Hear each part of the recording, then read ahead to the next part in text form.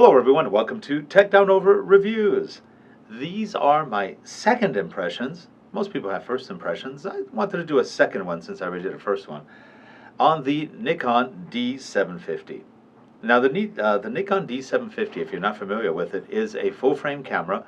We are being filmed by it right now, and it does a great job of video shooting as well as photos. Beautiful job on photos, and the video is no slouch either.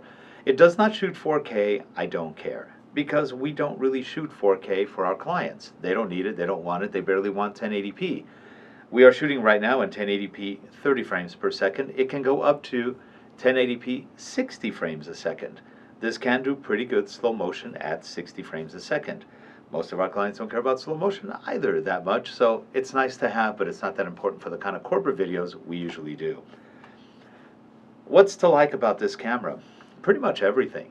It shoots beautiful videos. It shoots really nice photos. I mean, the depth, if I compare these with my GH4 or my Canon 7D Mark II, wow, these look just so much nicer.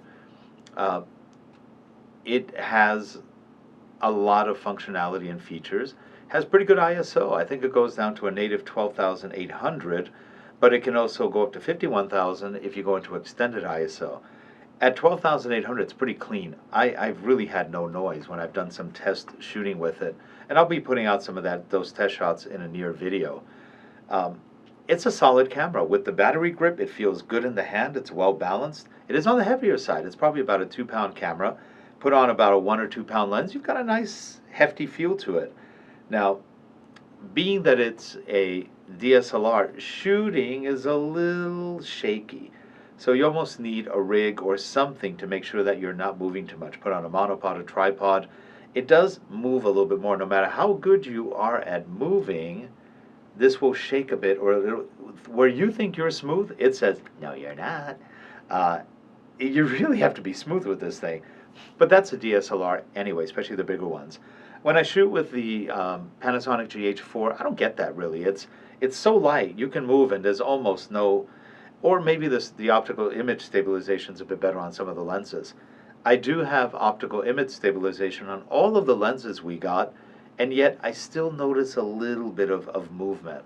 Not enough to make it horrible, but enough that if I was shooting professionally, I'd be putting it in a rig, or a tripod or a monopod, because I don't trust myself. No matter how stable I think I am on this camera for video, it's not as stable. Photos not a problem. You can literally just move around. It's pretty stable, especially if your frame rates are high enough or fast enough. It's nice. I wish it had a fully articulating screen. You know, they gave us slightly articulating. It's okay. But really, I'd love to have it come out so you could actually see without having to put a monitor on it. We do have Ninja Samurais and Assassins that we could attach to it from Atomos. Ninja, Samurai, Assassin. We live in a kinder, gentler world, don't we? Sorry, I get motivated every time I see those things. Those are monitors, if you're wondering if I'm not some sort of Japanese film fanatic. I used to be, but now don't care that much. But those are the name of the monitors that we use. Odd names, I guess. Atomos likes Japanese movies. Maybe. Blood? I don't know. Kill Bill? Something. What's not to like about the camera? I think the focusing is very good. It's fast. I think it could be better. It's still not as good as the dual pixel focus technology of the Canons, but it is very good. And as long as you don't have any major amount of fast movement, it keeps up pretty well. And even on the fast movement, it can keep up pretty well. You have to be in the right focusing modes. Continuous focus seems to work the best for me of some of the other ones. I've also worked on their Autofocus A, which is kind of a combination of single focus and continuous. That actually works well too. Single focus, I notice, works well in the area you're focusing in. I haven't played too much with the focus groups yet. They're not bad. It does fairly good focusing, but I have lost focus on some occasions being in the wrong focus mode, which is easy to be in if you're not paying attention. Other than that, really, it's a great camera. We are going to be getting a second one of these because it is such a good camera that we feel on a video shoot, 2 of these would accomplish almost everything we need very, very well. The color rendering is beautiful on them. They also have a very good flat profile if you're shooting video, which isn't that flat. It actually gives pretty good color, even in the flat profile. So on the whole, a very good, solid DSLR slash movie camera. I swore I wasn't going to buy any more cameras that didn't have articulating screens or um, no 4K video. And then reality came in and I figured, what the heck. The what's out there in 4K, you could go with Sony, but I'm not the biggest fan of the Sonys. I know, don't send me the hate mail. Everybody loves Sony. Sony's okay, but it's not my favorite. My favorite. If you don't like my opinion, that's okay. Don't go with it. The Sonys just are too small for me. They're a little small. The lenses are so if you go with the Sony lenses.